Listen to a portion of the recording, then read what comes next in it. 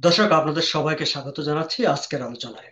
আমরা মাত্রই বাংলাদেশের বাংলাদেশের প্রতিষ্ঠাকালীন সময়কার অন্যতম গুরুত্বপূর্ণ একজন নেতা, যিনি পুরো মুক্তিযুদ্ধের সময় মুজিবনগর সরকারের অস্থায়ী সরকারের প্রধানমন্ত্রী হিসেবে দায়িত্ব পালন করে মুক্তিযুদ্ধকে সংগঠিত করা, যথাযথ পথে পরিচালিত করা এবং দেশকে স্বাধীনতার পথে নিয়ে আসার ক্ষেত্রে গুরুত্বপূর্ণ দায়িত্ব পালন করেছেন। বলা যায় তার হাতেই মূলত সেই সময়টায় স্টিয়ারিংটা ছিল। সে তাজউদ্দিন আহমেদের 100 বর্ষ পূরণ হয়েছে, কিন্তু তিনি আজ আমাদের মাঝে নেই। তার অবদান, তার স্মৃতি, ইতিহাস সবকিছুই বাস্তব। সবকিছুকে নিয়েই আমরা সামনে এগোচ্ছি, বর্তমানে বসবাস করছি। তার এই বার্ষিকীতে তার প্রতি শ্রদ্ধা জানাতে আজকে আমরা এই আলোচনাটির আয়োজন করেছি। আমার আমন্ত্রণে আজকে আলোচনা করতে আমাদের সঙ্গে সংযুক্ত আছেন সিনিয়র সাংবাদিক, রাজনৈতিক বিশ্লেষক, দৈনিক সমকালের সাবেক সম্পাদক জনাব মোজাম্মেল হোসেন, আমাদের খুব প্রিয় মঞ্জু ভাই। মঞ্জু ভাই, আপনাকে স্বাগত জানাচ্ছি আজকের এই আলোচনায়। ধন্যবাদ। আমরা যেই বিষয়টি শুরু করতে চাই, যে আজকে ভিন্ন রকম একটা পরিবেশে এসে দাঁড়িয়েছে বাংলাদেশ। যে পরিবেশে 1971 সালের মুক্তিযুদ্ধের ঘটনা প্রবাহ নতুন করে হুমকির মুখে, চ্যালেঞ্জের মুখে, ঠিক এইরকম একটি পরিস্থিতিতে মুক্তিযুদ্ধকালীন সরকারের প্রধানমন্ত্রী তাজউদ্দিন আহমেদকে আমরা ঠিক কিভাবে দেখবো, তাকে আমরা ঠিক কোন জায়গায় দেখবো?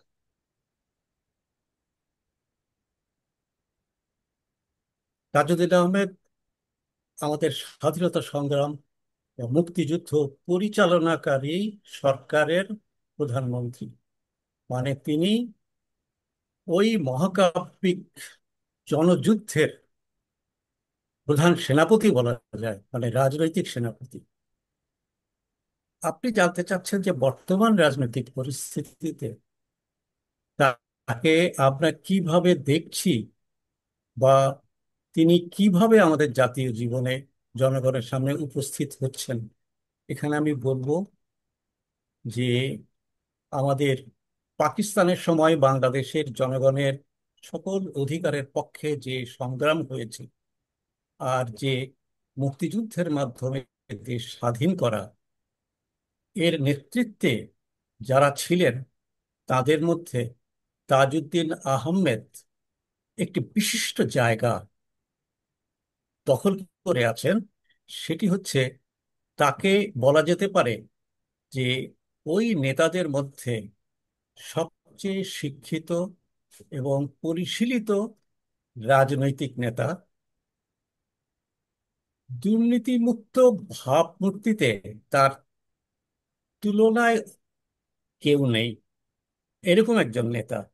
কিন্তু আবার আমরা যদি এই রাজনৈতিক পটভূমিতে দেখি যে তিনি যথাযথ সম্মান পাচ্ছেন কিনা, তাকে তার জন্মশতবার্ষিকীতে উপযুক্তভাবে স্মরণ করা হচ্ছে কিনা, তাহলে কিন্তু আমরা একটা বিপরীত চিত্র দেখব।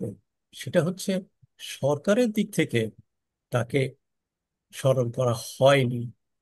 এবং গত কয়েকদিন, 2 দিন, আপনার বেসরকারিভাবে কয়েকটি ভালো অনুষ্ঠানই হয়েছে বলা যায়। মুক্তিযুদ্ধ জাদুঘরে হয়েছে, বাইরে সিরাজুল ইসলাম স্যারকে সভাপতির আসনে বসিয়ে অনেকেই আলোচনা করেছেন, পত্রপত্রিকায় তাকে স্মরণ করা হয়েছে।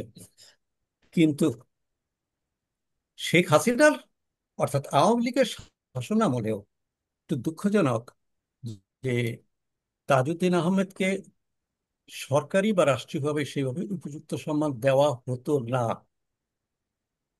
বিগত সময়ে 3রা নভেম্বর জাতীয় 4 নেতার মৃত্যুদিনের অংশ হিসেবে তাকে স্মরণ করা হতো, 4 নেতার শাহাদাত বার্ষিকী।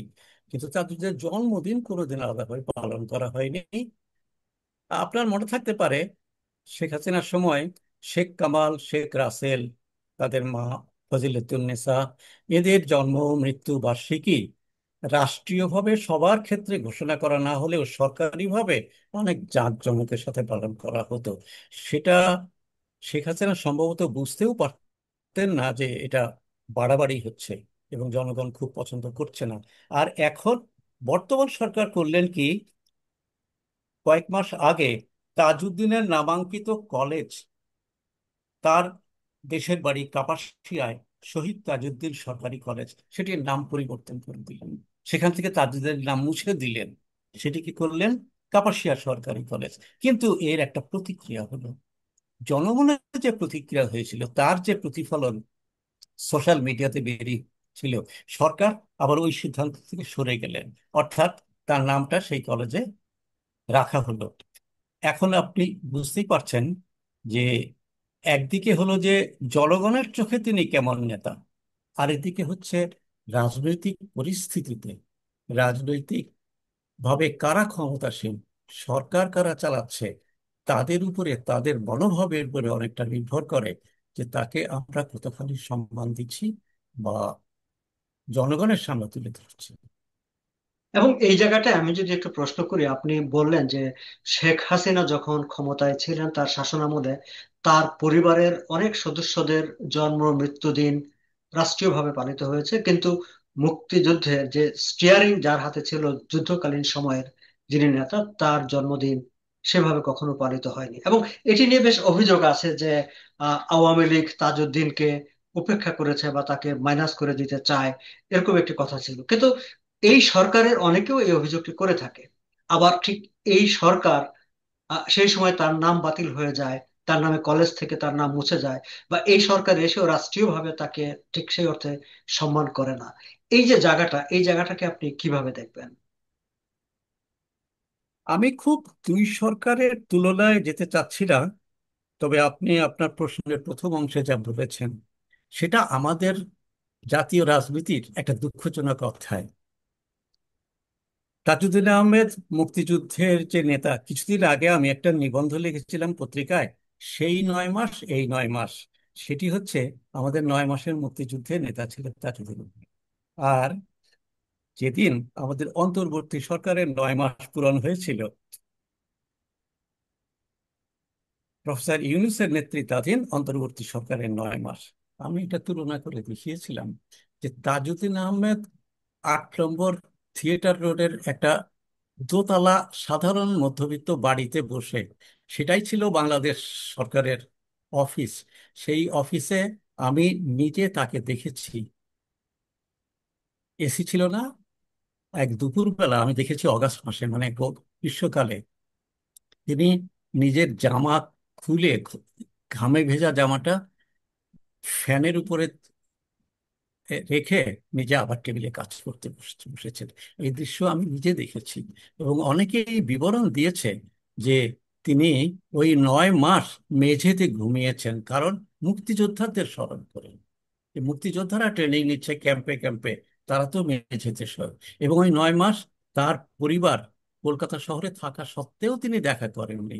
এটা অনেকটা সন্ন্যাসী সুলভ একটা রাজনৈতিক আচরণ তিনি করেছিলেন। এবং 9 মাসে 1 কোটি শরণার্থীর আশ্রয় খাওয়া, যদিও ভারত সরকার সেটা ব্যবস্থা করেছিলেন, কিন্তু আমাদের ভলান্টিয়ারদের সেখানে কাজ করতে হয়েছিল, মুজিবনগর সরকারকে কাজ করতে হয়েছিল।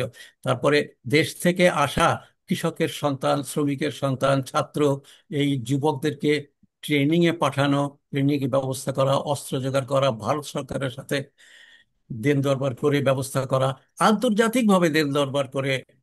তখন সোভিয়েত ইউনিয়ন আমাদের পক্ষে ছিল, আমেরিকা বিরুদ্ধে ছিল, এবং আরো মাঝখানে মুসলিম দেশগুলো নানা রকম ছিল। সেই সব জায়গায় লোক পাঠিয়ে কূটনীতি করে তাদের সমর্থন আদায়ের চেষ্টা করা। আবার নিজের সরকারের মধ্যেও, মানে আওয়ামী লীগের মধ্যেও ছিল বিরোধ। খন্দকার মোস্তাক এবং মনি সাহেব, শেখ ফজলুল হক মনি, ফজলুল এদের হক মনি। ভূমিকা সম্পর্কে অনেকেই জানেন।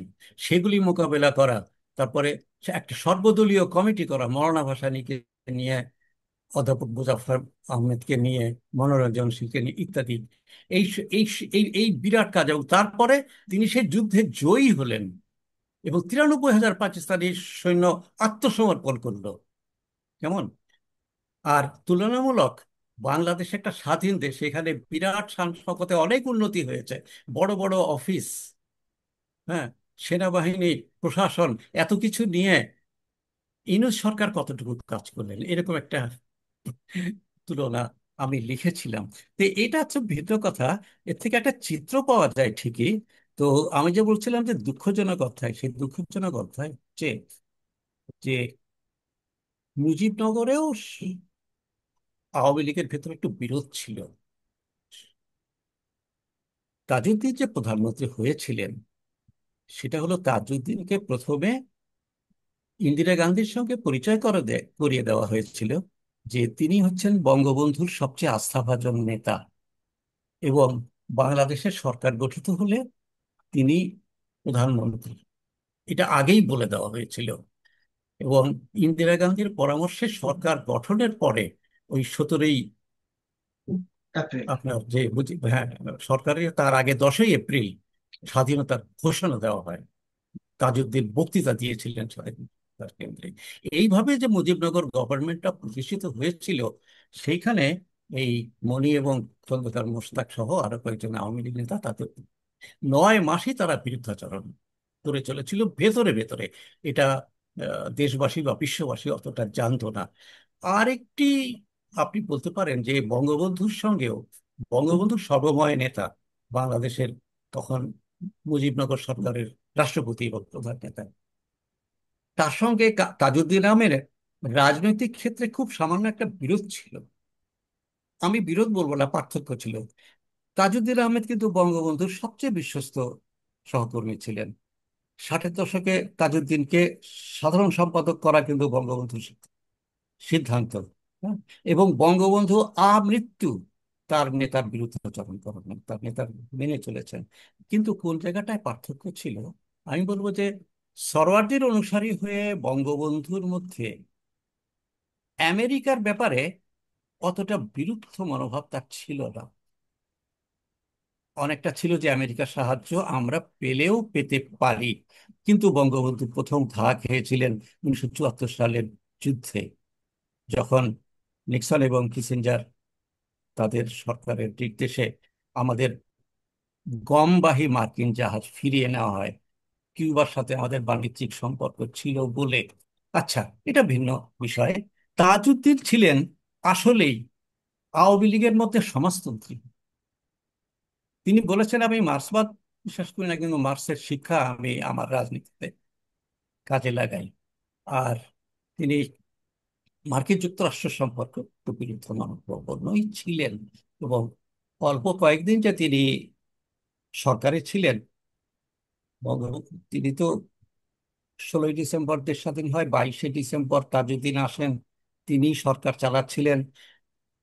10ই জানুয়ারি বঙ্গবন্ধু এসে সরকারের দায়িত্ব নিলেন, এবং প্রধানমন্ত্রীর পদ থেকে সরে গিয়ে তাজউদ্দিন অর্থমন্ত্রী হলেন এবং পরিকল্পনা মন্ত্রী হলেন। আচ্ছা, তো সেই সময়কাটার কথা বলছি, যে তখন মুসলিম বিশ্বের সঙ্গে দ্রুত সম্পর্ক করা এবং মার্কিন যুক্তরাষ্ট্রের প্রতি যে দৃষ্টিভঙ্গি, সেনাবাহিনী সম্পর্কে দৃষ্টিভঙ্গি, আপনার মুক্তিযোদ্ধাদের পুনর্বাসন সম্পর্কে দৃষ্টিভঙ্গি, এই ব্যাপারে আমরা জানি যে বঙ্গবন্ধু সিং তার কিছু কিছু ছিল। আরেকটা বিষয় ছিল, অনেকেই তাদের যারা ঘনিষ্ঠ ছিলেন তারা তাদের বিবরণীতে লিখে গেছেন যে 10ই জানুয়ারি বঙ্গবন্ধু বিমানবন্দরে নামার পর সেখান থেকে আসার পথেই খন্দকার মোশতাক এবং তার অনুসারীরা বঙ্গবন্ধুকে কান পড়া দেন। সেটা হচ্ছে তাজউদ্দিনের বিরুদ্ধে। এবং খুব বিস্ময়কর ভাবে বঙ্গবন্ধু, তিনি 3 বছর তো বেঁচে ছিলেন, 3 বছর একটু বেশি স্বাধীনতার পর, তিনি কোনোদিন মুজিবনগর দেখতে যাননি। এবং তিনি, ঘনিষ্ঠরা বলেন যে তিনি কোনোদিন তাজউদ্দিনকে আলাদা করে জিজ্ঞাসা করেননি যে 9 মাস তোমরা কিভাবে কি করলা, কিভাবে দেশটা শাসন করলা। দেখুন, আমরা যারা পর্যবেক্ষণ করি, আমাদের কাছে কাছে মাঝে মধ্যে মনে হয় যে বঙ্গবন্ধুর ভূমিকাটা অন্যরকম হতে পারত। বঙ্গবন্ধু আমাদের বাঙালি জাতিকে ঐক্যবদ্ধ করেছেন, যুদ্ধ পর্যন্ত নিয়ে গেছেন, কিন্তু যুদ্ধে তিনি ছিলেন না, তিনি পাকিস্তানে বন্দী ছিলেন। কেমন, তিনি এসে যদি ওই দিনই শাসনভার গ্রহণ করে তাজউদ্দিনকে সরিয়ে একজন মন্ত্রী না বানিয়ে তিনি যদি মহাত্মা গান্ধীর মতন নেতা হয়ে থাকতেন, কিরকম মহাত্মা গান্ধী কিন্তু ভারতবর্ষের নেতা, ভারতবর্ষের স্বাধীনতার নেতা, কংগ্রেসের নেতা। তিনি কোনোদিন কোনো প্রশাসনিক পদ গ্রহণ করেন নাই। তিনি ছিলেন নীতিবিদ, পলিসি মেকার। আমি মাঝে মধ্যে ভাবি যে বঙ্গবন্ধু ওরকম একটা ভূমিকা নিয়ে সময় দিতেন যদি তাজউদ্দিনকে দেশটা চালাতে, তাহলে কি কিছু অন্যরকম হতো? জানি না, হয়তো আবার হতেও আবার পারতো। এই প্রশ্নটা তো আসতে পারে যে আপনি যে কথাটি বললেন যে তখন খন্দকার মোস্তাকরা কান পরা দিয়েছে, বা একটা পুরো মুক্তিযুদ্ধের সময় আরেকটি অংশ ছিল, ফলে তাজউদ্দিনের হাতে সেই সময় একটা যুদ্ধবিধ্বস্ত দেশের দায়িত্ব ছেড়ে দিলে সেটি আবার যে ইন্টারনাল যে কনফ্লিক্ট আছে সেগুলো মিনিমাইজ করে তার পক্ষে এগিয়ে নিয়ে যাওয়া সম্ভব হতো কিনা, সেই প্রশ্নগুলো হয়তো উঠতে পারতো আর কি, বা পারে আর কি। আপনার এই প্রশ্নের জবাবে এক কথাই বলি যে আমার নিজের কাছে মনে হয় যে বঙ্গবন্ধু তো উপস্থিত থাকতেন। বঙ্গবন্ধু যদি দুই গ্রুপের মাথার উপরে থাকতেন, তাহলে বরং বেটার সমাধান করতে পারতেন হয়তো। তিনি কিন্তু কিন্তু তাদেরকে তার সরিয়ে তার তার সরকারে নেন। জীবদ্দশাই তো সম্ভবত এটা তো ছাত্রলীগ এই পাশে ইতিহাসিক, ওই। যা ঘটে গেছে সেটা ঘটে গেছে, কি হতে পারতো এটা আলোচনা করে এখন লাভ হ্যাঁ, নেই। আমরা কিন্তু আমরা আমি আমরা বরং বলবো, যদি তাজউদ্দিনের হ্যাঁ আমি মূল্যায়নের। বলবো যে এই জায়গাতে যে ব্যাপারটা ছিল, এটা কিন্তু এখনো ধোঁয়াটে রয়ে গেছে। কিন্তু আমার এই কথাটা, আমার অনেক আওয়ামী লীগের বন্ধু বা বঙ্গবন্ধুর ভক্ত যারা, তারা হয়তো পছন্দ করবেন না, কিন্তু আমার মনে হয় যে বঙ্গবন্ধুর যতটুকু সমালোচনা করার, মানে তার ত্রুটি, ভুল বা দুর্বলতা, তার ব্যক্তিত্ব যতটুকু সমালোচনা করার আছে, ততটুকু সমালোচনার জায়গা তাজউদ্দিনের ক্ষেত্রে নাই। আপনি লেখালেখি দেখেন, আপনি মানুষের স্মৃতিচারণ দেখেন, আপনি বলেন তাজউদ্দিনের কোন জায়গাটা সমালোচনা করা যায়? কেমন?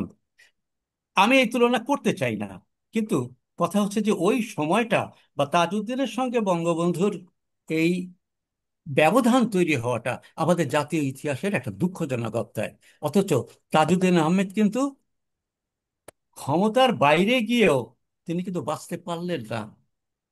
এবং তিনি ক্ষমতার বাইরে গিয়েও কখনোই তার নেতা বঙ্গবন্ধুর বঙ্গবন্ধুকে খাটো করেনি বা বিরোধিতা করেনি, কিন্তু তার জন্য তিনি প্রাণ দিলেন। কেমন? আর এখনকার কথা কি বলবো, আমি তো বলেছি যে এখনকার যে আমাদের যারা ক্ষমতায় আছে, তাদের সার্বিক দৃষ্টিভঙ্গিটাই কিন্তু মুক্তিযুদ্ধ এবং বঙ্গবন্ধুর প্রতি অশ্রদ্ধাশীল। এবং তার অংশ হিসেবে তাজউদ্দিন আহমেদ, আমি বললাম যে তিনি কলেজের নাম পরিবর্তন করতে গিয়েছিলেন। হ্যাঁ, এই জায়গাটায় তারা তাজউদ্দিনকে কোনোভাবে স্থান দেবেন আমি মনে করি না। কিন্তু আমি তো বলেছি বেসরকারিভাবে তার জন্মশতবার্ষিকীতে কিছু অনুষ্ঠান করা হয়েছে এবং সংবাদপত্র প্রতিফলন আছে, জনগণের মনে অবশ্যই গভীরভাবে আছে। এবং আমরা যদি তাজউদ্দিনকে মূল্যায়নের কথাই বলি, আমরা এই জায়গাটাতে শেষ করবো এই প্রশ্নটা নিয়ে, যে আমরা যদি তাজউদ্দিনকে যথাযথ মূল্যায়নের কথা বলি, যে কথাটা খুবই বলা হয়ে থাকে যে তাজউদ্দিনকে যথাযথ মূল্যায়ন করা হয়নি, তাজউদ্দিনকে মানে কর্নারে ফেলে রাখা হয়েছে, কিংবা তাকে মুছে ফেলার চেষ্টা করা হয়েছে, এই যে কথাগুলো বলা হয় সেইগুলোকে বিবেচনায় রেখে আমরা যদি তাকে মূল্যায়নের প্রসঙ্গটাকে সামনে আনি, তাহলে এই যে যথাযথ মূল্যায়ন যে কথাটি বলা হয়, কি করলে আসলে যথাযথ মূল্যায়ন করা হবে? মূল্যায়নের কথা যদি বলা হয়, তো আমার একটা নিজস্ব দৃষ্টিভঙ্গি আছে, সেটা হচ্ছে যে ইতিহাসে আসলে শেষ বিচারে কোনো মানুষের অতি মূল্যায়ন বা অবমূল্যায়ন হয় না। যারা ঐতিহাসিক, তারা, তাদের কাজ, গবেষকদের কাজ বছরের পর বছর আরো চলবে। এই চলতে চলতে যেটা হয় সেটা হচ্ছে যে ইতিহাসের মূল্যায়ন প্রায় সঠিকভাবেই করা হয়। কিন্তু যেমন ধরুন যে ঐতিহাসিকরা তো মোহাম্মদ বিন তুগলককে নিয়ে এখনো তর্ক করেন যে তিনি কি পাগল ছিলেন নাকি দূরদর্শী ছিলেন, এখনো তর্ক করেন। তো আমি বলছি যে ইতিহাসের কিন্তু মূল্যায়ন যা হওয়ার তা ঠিকই হবে। কিন্তু রাজনৈতিক পরিস্থিতি, রাজনৈতিক ক্ষমতা, দলাদলি, সেই জায়গাটাতে মাঝে মধ্যে অতিমূল্যায়িত করা হয়, অবমূল্যায়িত করা হয়। এই জায়গায় বঙ্গবন্ধু এবং তাজউদ্দিন এই দুটিরই দৃষ্টান্ত। কেমন? কাজে আপনি যেটা বলছেন যে কোন মূল্যায়ন করলে সঠিক হয়, এটা ঠিক যে আমরা যদি আমাদের মুক্তিযুদ্ধকে এখনো ধারণ করি, সম্মান করি এবং আমাদের দেশের জন্মদাতা মনে করি মুক্তিযুদ্ধকে, হুম, তাহলে সেই মুক্তিযুদ্ধ পরিচালনাকারী যে সরকার, সফল সরকার, সফল প্রধানমন্ত্রী, তাকে আমাদের সেই জায়গাতেই রাখতে হবে। আমরা পরবর্তীকালে যে কোনো যে সরকারি আসুক না কেন, আওয়ামী লীগের আমলে যদি কোনো ভুল ভ্রান্তি হয়ে থাকে, বর্তমান এটা তো অন্তর্বর্তী সরকার, আজ আছে কাল নাই, এটা চলে যাবেন।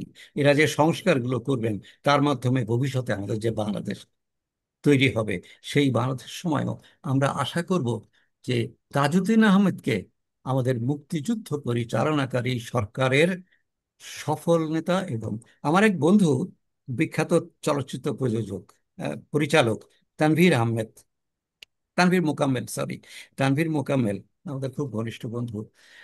গতকালই ডেইলি স্টারে তার একটি খুব চমৎকার সাক্ষাৎকার বেরিয়েছে।